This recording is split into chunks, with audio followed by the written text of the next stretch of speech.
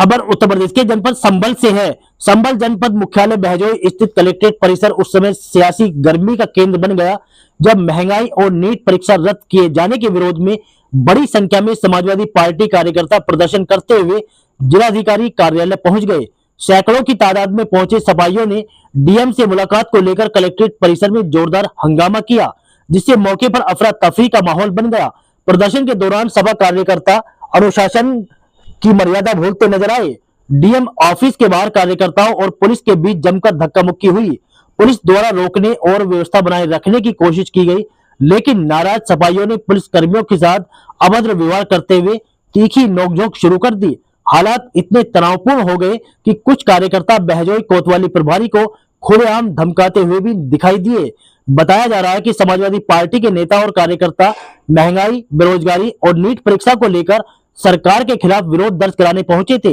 इसी दौरान डीएम से मुलाकात को लेकर कार्यकर्ताओं में आक्रोश बढ़ गया और देखते ही देखते माहौल गर्मा गया। जिला मजिस्ट्रेट के प्रोटोकॉल और सुरक्षा व्यवस्था की भी इस दौरान खुलेआम अनदेखी होती नजर आई। मौके पर भारी पुलिस बल तैनात रहा और प्रशासनिक अधिकारियों ने हालात संभालने की कोशिश की। काफी देर तक चले हंगामे के बाद एडीएम सत्यप्रिय सिंह ने बामुश्किल प्रदर्शनकारियों को समझा बुझाकर शांत कराया। इसके बाद प्रतिनिधिमंडल को जिलाधिकारी से मिलने की अनुमति दी गई। इस दौरान समाजवादी पार्टी के सांसद जियाउर रहमान बर्क से मीडिया द्वारा सवाल पूछे जाने पर कार्यकर्ता भड़क उठे और पत्रकारों के सामने भी आक्रोशित होते दिखाई दिए। कलेक्ट्रेट परिसर में हुए इस हाई वोल्टेज राजनीतिक हंगामे की चर्चा पूरे जनपद में बनी हुई है। प्रशासन अब पूरे घटनाक्रम की समीक्षा कर रहा है और सुरक्षा व्यवस्था को लेकर भी गंभीरता से विचार किया जा रहा है।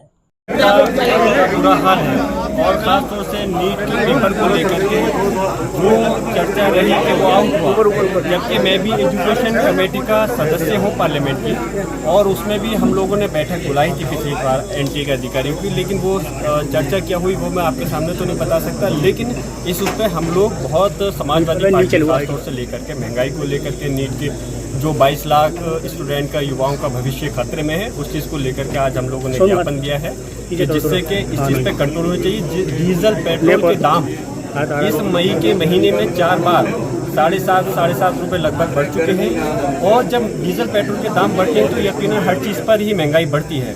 तो समाजवादी पार्टी माननीय प्रशासन जी के दिशा निर्देश पर जनता को किस प्रकार सहूलियत मिल सके, इस महंगाई से छुटकारा मिल सके, वैसे हमें ज़्यादा उम्मीद नहीं है, लेकिन फिर भी हमारा फ़र्ज़ है कि हम लोग एक मेमोरेंडम लेकर के ये दबाव बनाना चाहते हैं कि जनहित में, जनता के हित में इस महंगाई को कम करा जाए। सरकार आज ये कहती है कि डीजल पेट्रोल के रेट इसलिए बढ़ा रहे हैं क्योंकि दुनिया स्तर पर जो युद्ध चल रहा है उसकी वजह से क्राइसिस है। मैं सवाल करना चाहता हूँ कि जब कच्चे तेल की कीमतें कम थी तब आपने तेल की कीमतें क्यों नहीं घटाई अगर आज बढ़ा रहे हैं? तो इसलिए जनहित में आप लोग काम नहीं कर रहे हैं। हमारी समाजवादी पार्टी की सभी माननीय सांसद, माननीय विधायक का जो प्रतिनिधि मंडल है, हमारा ये है कि इस मेमोरेंडम के जरिए महंगाई को कम करने के लिए डीजल पेट्रोल की कीमतों को कम किया जाए। अच्छा, जैसा कि अभी जो वंदे मातरम गीत अनिवार्य कर दिया गया मदरसों में, उस पर आप क्या कहें? देखिए, ऐसा